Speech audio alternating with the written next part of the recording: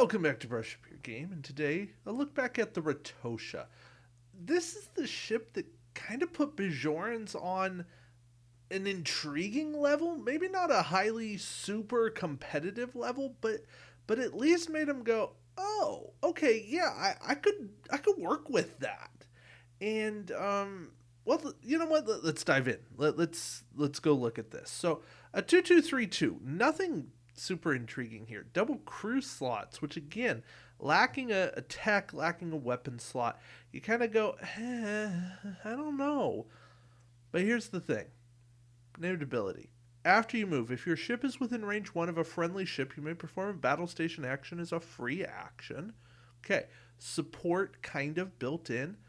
Kira on this ship is really good because then she's getting a free battle station. She's giving out a bunch of free target locks. She's got crew to run support. You don't even need the action. A lot of these Bajoran crew that I say are really bad because they are spending an action to do something, which may or may not actually help you. Now you're still getting quality because you're getting free battle stations and then you still get to do something else. Now, if you want to do battle station target lock on the Ratosha, I think that can work. I mean, 2 dice, is that really the best? Probably not. But if you bring in a character that gives you the weapon slot, Belana Torres, for instance, gives you a weapon and a tech slot, you can make that work. It's only 18 points. You got lots of room to work with that. I, I, I like the ship. I like the space frame. It does need a discount. I don't know that we'll ever get it, but it's there. It's arguably one of the best named abilities in the game. Just kind of stinks that it's on a small ship like this. Still, fun named ability. Fun ship, cool support role, has a nice place in missions, and I like it for that. Bad news is it is only a 90 forward arc, not really mattering if you're only using primary weapon. If you do try to go the secondary weapon route, don't expect much. Maybe stick on a dorsal phaser. The Alliance upgraded Fire 360 with 3 dice. That would help this ship a lot. But aside from that, not expecting a whole lot. Maneuver dial is very nice to come about as white, 1 and 2 turns being white. Does cap out at a 4 straight, but that's okay. It'll keep up with your Klingon ships for the most part. And I like that. Generic, it needs a discount. And more slots. 1 slot on this is bad. Just run Bajoran Interceptors at that point. At least they have weapon slots. Krim is a captain here. Gets you another crew slot. Not that you really needed more crew slots on Bajoran. I guess you want multiple copies of Bajoran Militia. Don't do that. That's bad life choice. And then when defending during the modified defense dice step, you can reroll one of your defense dice for every damage card assigned to your ship, max of 3 dice. Works better now that you can put a Bajoran on a Federation ship. I should actually consider Krim slightly more for some of those defensive builds when you need somebody beyond like DeSoto. Because while you don't want to take damage cards, at least once you have taken a damage, Krim's going to show up. And I can see potential for him. Not amazing, but certainly not hideous. Plus, extra crew slots, nice. There are several Fed ships, especially, where an extra crew slot does go a long way. So I'll take that for what it's worth. Dekanu is 3 points, 4 skill, and no talent slot. So right there, I feel that Dekanu's overpriced. But the name ability, when attacking with primary weapon during roll attack dice step, can set one of your attack dice on a crit. That's the result of your choice. If you do so, you take an Ox Power token. It's kind of worth it. It's a more generalized Picard 8 in that you get to do it every time. The downside is you have an Ox Power token. Not terrible with something like the Avenger, but then you're paying 4 points for this and low captain skill. I feel like that's a bit excessive. I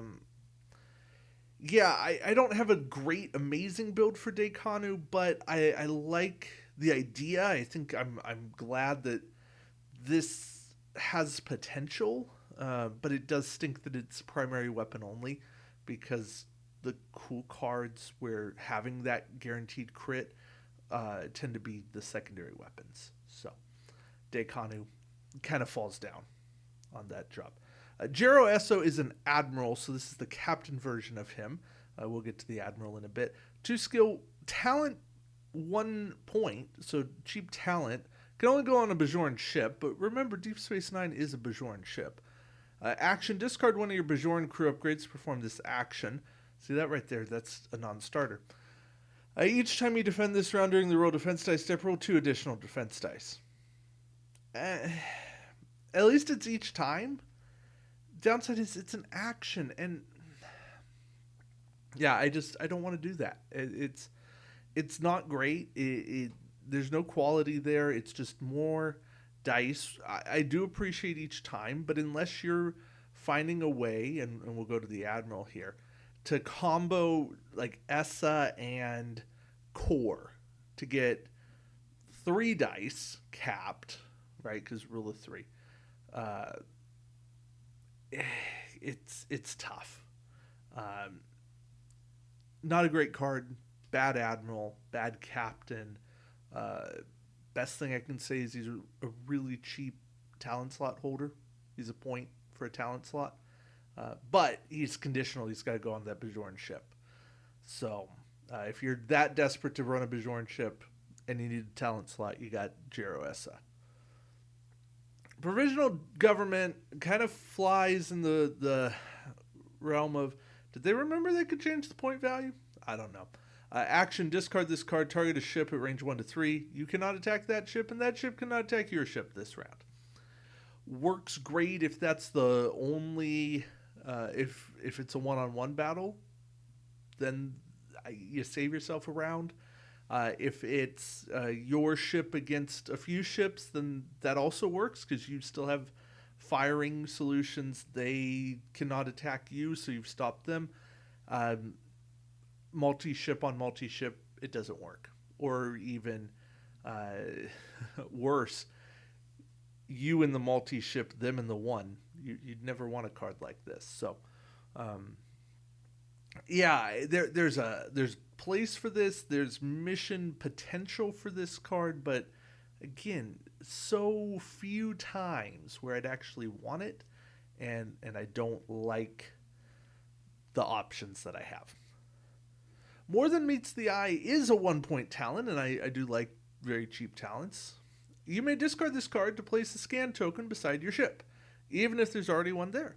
You cannot perform a scan action as free action during the round you use this ability. Kind of cool, has a nice potential, makes the Bajorans' very limited dice work better, and I'm always a fan of making my stuff do more. I kind of like this on not my Vulcan builds, because they want their own science ships, or their own scan tokens, and their own science ships. But I like it on anything I'm trying to get target lock battle stations, because a bonus scan token is going to do really cool things, make my attack hit even harder. And yeah, it's oftentimes where you have a leftover point is in the talent slot. Not always, but it tends to be that place more often than not. And I appreciate cards like this. It's not a great card, not in any means, but as a 1-point card, it's a pretty good 1-point card. There are some better ones. I will tell you now, Tristan and I are going to do a rankum of our top, or not a rankum, a top 10 list of our favorite 1-point cards. I don't know if this one's going to make my list or not, but it's at least in consideration. So I'll tell you that. It's a good card for what it is. Bajoran Militia. I mentioned this earlier, but we'll talk about it now. It's a 3-point crew. Action during the combat phase. Add a number of attack dice equal to the number of Bajoran Militia upgrades assigned to your ship, max of 3, until the end phase. So if you can get more, yeah. This upgrade may only be purchased for Bajoran ship. Okay, fine.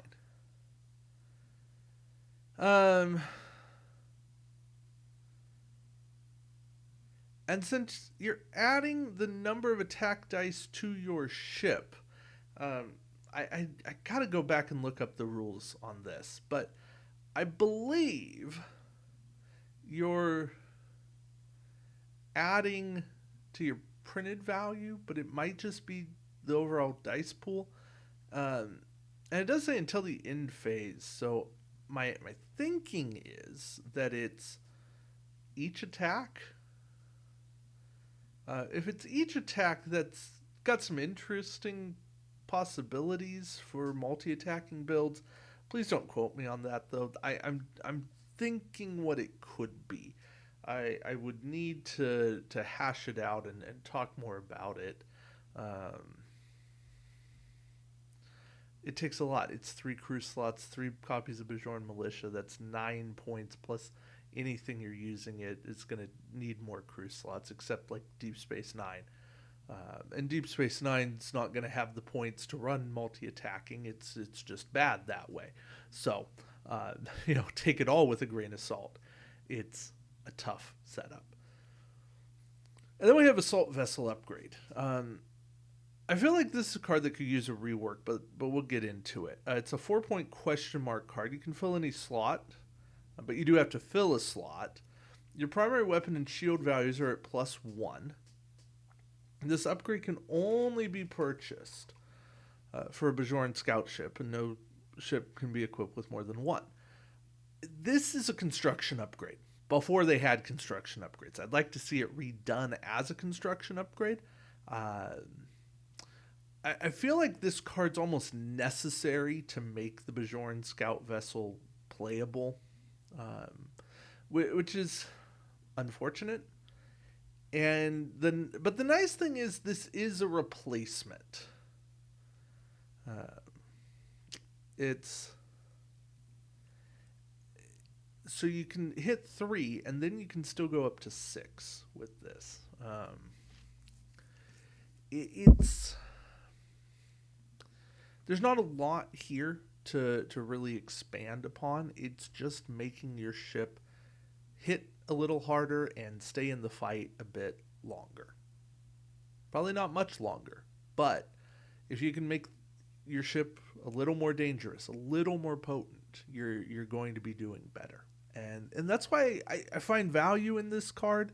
I'm not running it all the time, but it is a card that I went and got 2 copies of the Ratosha pack because of this. I wanted to make my Bajoran scout vessels a little more dangerous. So kind of overall, this pack, the best cards are unique, aside from the assault vessel upgrade. So hindsight, I don't think there's a need to have more than one of this. I think you can get away with one pack. And I think ultimately you probably don't even need this pack. I think it does serve a fun purpose. The Ratosha is a great named ship. Don't get me wrong. But it's kind of this ship that, unless you're a completionist, unless you're wanting to dive into the missions and really explore the game in that depth, it doesn't offer any competitive play. Nothing here's going to reinvent the meta. Bajorans probably aren't getting any love in a faction pack for a very long time. And even when they do, I imagine the Ratosha is probably going to be at the top of the reprint list and get a better version of it. All that being said, 18 points is just too much for a ship like this. It's maybe in the 14, 15 point range, if that. And even saying those numbers, I feel like it's just a touch expensive. This was a fun pack at the time it came out. I still can have fun playing as and playing against Bajorans in missions, but they don't hold up. There's a reason I had them very low in my faction rankings. They are not 2023 attack wing. They have elements, but they don't line up with where the game is. Still, I think the pack's fun. And you know what? If you have fun playing Bajorans, more power to you. Enjoy. And if you look at these cards for the first time and you're like, hey, I think I'd enjoy that, then please go out, get it, track it down. I got nothing bad to say here. It's just for me, if the Ratosha was what I didn't have, I wouldn't be missing out. And that's all I can say there. So, all right.